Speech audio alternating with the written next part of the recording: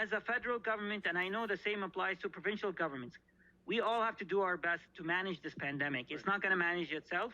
We need to be focused on managing the pandemic. I understand people are frustrated, and we want to hear all points of view. And I ask that they all engage with their elected officials. But occupying downtown, Ottawa downtown, or other cities is not going to advance their cause, and it's going to cause all kinds of disruptions that are unnecessary and unaccepted. But Minister, you've said repeatedly they've made their point, it's time to go home. They're not going to do that, right? I mean, they made that very clear yesterday. They have this demand that all health mandates at every level in the country gets lifted. So if you're not going to meet with them, and if you're not going to meet their demands, and they say they're not leaving, and they are well-financed and well-funded, how does this end short of an escalation in the aggression of the police action here in the city?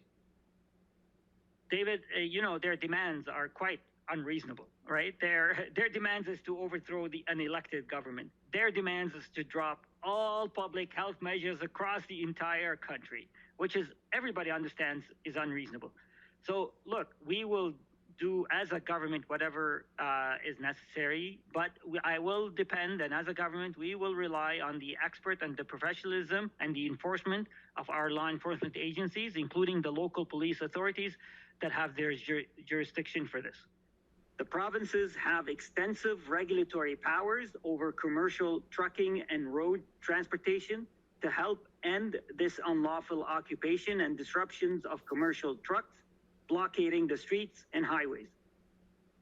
These powers could include, for example, quickly enforcing the provisions of the Ontario Highway Safety to begin suspending commercial licenses and also insurance of commercial owners of the equipment blockading the streets days on end in a city or on a highway.